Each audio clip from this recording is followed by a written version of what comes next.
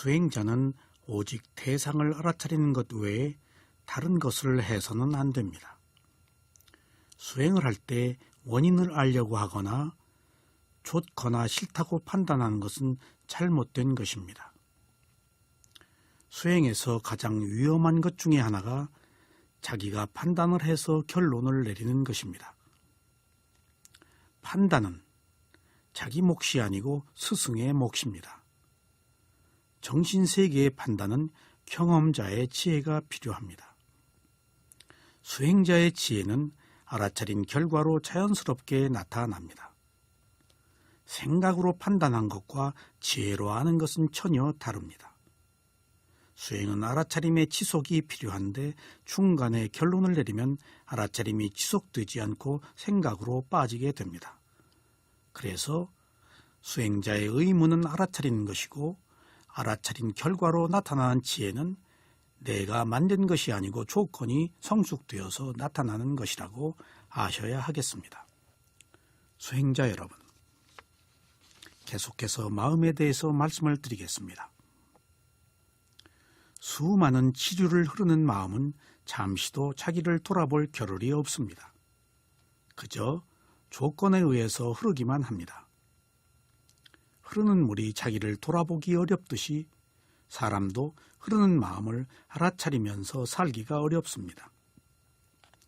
그래서 모든 것을 이끄는 마음이 이제 이끌기만 하는 역할만 할 것이 아니고 이끌고 있는 그 자체를 돌보는 것이 바로 마음을 알아차리는 수행입니다.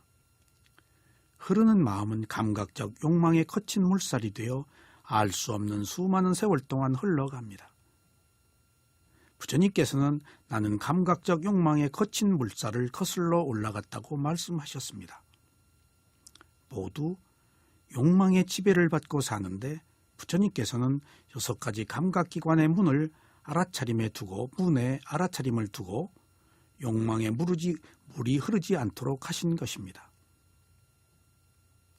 이러한 알아차림을 하기 위해서 먼저 대상을 알아차리고 다시 알아차리는 그 마음을 대상으로 알아차려야 하겠습니다. 마음은 보이지 않기 때문에 추론입니다. 그래서 추론을 통찰지혜로 뚫어본 사람이 사람들의 견해와 그렇지 못한 사람들의 견해의 차이에서 스스로 알아차려서 지혜를 얻어야 합니다. 그렇게 하기 위해서는 가장 분명한 근거인 느낌과 지각과 의도를 통해서 마음을 확인해야 합니다. 수행자가 보이지 않는 마음을 보기 위해서는 물질을 보는 시각으로 보아서는 안 됩니다. 추론적인 마음을 사실적인 물질을 보듯이 해서는 볼 수가 없습니다. 그래서 마음은 어떤 형상으로 보려고 해서는 안 됩니다. 마음은 느낌으로 느끼거나 그냥 알아야 합니다. 초기의 수행자들은 대상을 눈으로 보려고 하는 경향이 있습니다. 눈으로 보면 모양을 만듭니다. 위파사나 수행은 몸과 마음에 실지하는 느낌을 대상으로 합니다. 그래서 마음을 알아차릴 때도 모양으로 보려 해서는 결코 마음을 알아차릴 수가 없습니다. 그래서 수행자들은 차츰 모양보다는 느낌을 알아차려야 하며 나중에는 그냥 아는 마음만 가지고 있어야 합니다. 이것이 마음을 알아차리는 관문 중에 하나입니다. 마음을 알아차릴 때 보이지 않는 마음을 모양으로 찾으려 하면 찾을 수가 없습니다. 그래도 계속해서 눈으로 보려고 하면 나중에는 머리가 아픕니다. 볼 수 없는 마음을 보기 위해 노력을 해도 볼 수도 없고 병까지 얻습니다. 그래서 마음을 알아차릴 때는 눈을 사용해서는 안 됩니다. 눈을 사용하면 형상을 만들기 때문에 물질적 형상이 아닌 그 마음을 알 수가 없습니다. 위파사나 수행을 하면서 좌선을 할 때 눈을 감는 것은 모양을 보지 말고 느낌과 아는 마음을 느끼게 하기 위한 것입니다. 모양을 대상으로 하는 형상의 세계에서는 느낌과 마음을 알아차리기가 어렵습니다. 이렇게 눈으로 보지 않고 느끼거나 마음으로 알아야 관념이 아닌 실제의 세계를 볼 수가 있습니다.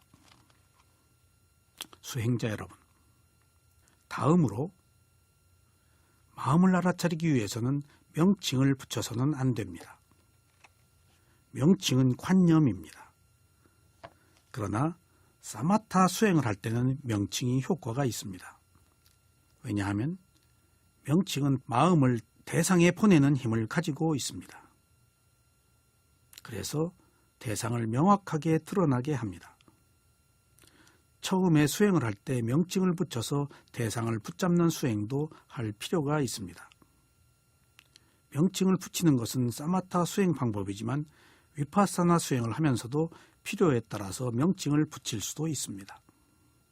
그러나 마음과 느낌을 알아차리는 수행할 때는 명칭을 붙이지 않는 것이 좋습니다. 명칭은 거친 대상입니다. 그리고 마음과 느낌은 미세한 대상입니다. 거친 대상이 가로막으면 미세한 대상들이 드러나기가 어렵습니다. 그러므로 초기에 몸을 알아차리는 수행에서는 명칭을 붙여서 대상을 겨냥하는 것이 상관없으나 마음이나 느낌을 알아차리는 수행을 할 때는 명칭을 붙이지 않는 것이 좋습니다. 수행자가 대상을 알아차릴 때 먼저 대상이 있어야 하고 다음에 마음을 대상에 보내는 알아차림이 있어야 하고 그리고 아는 마음이 있어야 합니다. 이렇게 대상을 알아차릴 때는 반드시 세 가지 조건이 형성되어야 합니다. 그러나 여기서 명칭을 붙이면 하나가 더 포함됩니다. 먼저 대상이 있어야 하고 명칭을 붙이고 이것을 알아차려야 하고 다음에 마음이 대상을 압니다. 이 과정에서 명칭이 하나 더 붙기 때문에 네 가지 조건이 하나가 되어 형성되어야 합니다. 명칭이 대상을 겨냥하는 데 효과가 있으나 미세한 대상을 알아차리는 데는 장애가 됩니다. 뿐만 아니라 명칭을 붙이면 알아차림이 대상을 겨냥하는 것이 아니고 명칭을 겨냥하기 때문에 실제하는 대상의 성품을 알기가 어렵습니다. 가령 오른발 왼발이라고 명칭을 붙이거나 일어남 꺼짐이라고 호흡의 명칭을 붙일 때를 가정해 보겠습니다. 우리가 수행을 하면서 명칭을 붙이다 보면 오른발 왼발을 알아차리거나 일어나고 꺼지는 호흡의 실제를 알아차리지 않고 명칭을 알아차릴 수도 있습니다. 그래서 오른발을 알아차릴 때 왼발이라고 입으로 외울 수도 있으며 왼발을 움직이는데 마음은 오른발이라고 외울 수도 있습니다. 호흡도 마찬가지입니다. 호흡이 일어나고 있는데 꺼짐이라고 할 수 있으며 호흡이 꺼지는 순간에 일어남이라고 할 수 있습니다. 그래서 명칭과 알아차림이 정확하게 대상을 경향해야 하는데 알아차림이 명칭을 보게 되면 보아야 할 대상을 겨냥하지 않고 그냥 입으로만 외우는 것입니다.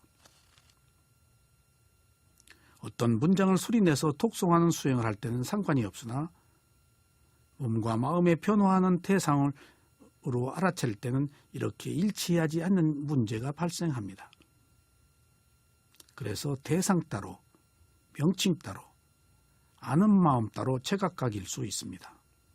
이렇게 하면 관념적인 수행을 하는 것이 돼서 위파사나 수행을 하는 것이 아닙니다. 수행자 여러분, 명칭을 붙이면 마음과 느낌을 알아차리기 어려울 뿐만 아니라 분주해서 고요함이 깨집니다. 고요함이 없으면 보이지 않는 대상인 마음과 느낌이 드러나기 어려울 뿐만 아니라 무상, 고무와의 성품이 드러나기도 어렵습니다. 그래서 명칭을 붙이는 수행을 하고 있다고 하더라도 일정 기간이 지나면 명칭을 떼고 대상을 알아차리는 것이 효과적입니다. 오랫동안 습관적으로 명칭을 붙여온 수행자의 경우에는 명칭을 붙이지 않기가 어렵습니다. 누구나 자기가 하고 있는 수행 방법을 바꾸기란 쉬운 일이 아닙니다. 누구나 자기가 하고 있는 것을 사수하려는 일반적 심리적 현상이 있습니다. 그리고 변화를 싫어하는 마음도 있습니다. 또한 명칭을 붙이지 않았을 때 고요함을 모르기 때문에 붙이지 않으려고 노력을 하지도 않습니다. 이때 수행자는 의식의 발상을 전환해야 합니다. 그래서 새로운 방법을 시도해 보려는 의도를 내야 합니다. 수행이란 새로운 것에 대한 도전입니다. 이런 시도가 없으면 수행이 발전할 수 없습니다. 그래서 습관적으로 명칭을 붙이려 할 때는 명칭을 붙이려고 하는 그 마음을 알아차려야 합니다. 그러면 명칭을 집착하기 때문에 붙이고 있다는 사실을 알게 될 것입니다. 습관은 무서운 것이라서 바꾸기 어렵습니다. 하지만 한 번 바뀌면 새로운 세계를 볼 것입니다. 모든 것은 마음이 일을 하기 때문에 이처럼 일하는 그 마음을 알아차리는 것이 가장 효과가 좋습니다. 그러면 명칭이 쉽게 떨어집니다. 또 이렇게 해야 마음을 알아차리는 수행을 할 수가 있으며 수행의 이익도 함께 얻을 수 있습니다. 제가 미얀마에 수행을 할 때 명칭을 붙이는 스승 밑에서 4년 동안 수행을 했습니다. 그래서 일상에서나 좌선을 할 때나 경행을 할 때에도 항상 명칭을 붙였습니다. 그러다 보니 볼 때도 폼폼이라고 했으며 먹을 때도 먹음먹음하고 먹었습니다. 좌선 중에 일어남 꺼짐이라고 명칭을 붙였으며 경행을 할 때에도 오른발 왼발이라고 명칭을 붙였습니다. 이런 수행밖에 몰랐기 때문에 계속해서 명칭을 붙이는 수행을 했으며 나름대로 수행을 해나갈 수 있었습니다. 그러다 4년이 되었을 때 장애가 생겨 견딜 수 없는 고통을 겪어야만 했습니다. 수행이란 여러 가지의 장애가 나타나기 마련입니다. 자신의 내면에 대한 장애도 있고 수행자끼리의 장애도 있고 또 여러 가지의 다른 장애도 많습니다. 새로운 정신세계를 간다는 것은 온통 장애를 딛고 넘어가야 하는 과정뿐입니다. 고귀한 진리가 그냥 길을 내주지 않습니다. 그러나 이 길을 가로막는 것은 바로 자신의 축적된 성향입니다. 그러므로 습관과의 싸움이지만 자신의 마음을 오직 자신의 내면으로 돌리기도 어렵습니다. 그래서 고통을 주는 남을 미워하기도 합니다. 이처럼 이런저런 장애가 있기 마련입니다. 스승님은 이런 고통을 호소해도 그냥 알아차리라는 말뿐입니다. 지나고 보면 이 말이 옳지만 당하고 있는 입장에서는 답답하기만 한 일입니다. 이런 장애 속에서 알아차린 힘은 약하고 괴로움은 더 커져서 급기야는 소화를 하지 못해 얼굴이 검어지기 시작했습니다. 체력도 고갈되고 무엇보다 정신적으로 견딜 수 없어서 수행을 지속하기 어려운 상태까지 되었습니다. 이때 다른 명상원에서 온 한 수행자가 저에게 마음을 알아차려 볼 것을 권했습니다. 딱히 마음을 알아차리는 방법도 모르고 그냥 막연하게 마음을 알아차려 보았습니다. 그랬더니 당장 정신적 안정을 얻게 되고 소화가 되기 시작하였습니다. 그러나 제가 있는 명상원은 몸을 위주로 알아차리는 수행을 하는 곳이라서 마음을 집중적으로 지도하지는 않았습니다. 효과를 본 저는 마음을 알아차리는 수행을 더 잘하고 싶어서 스승님께 마음을 알아차리는 수행에 대해서 질문을 했습니다.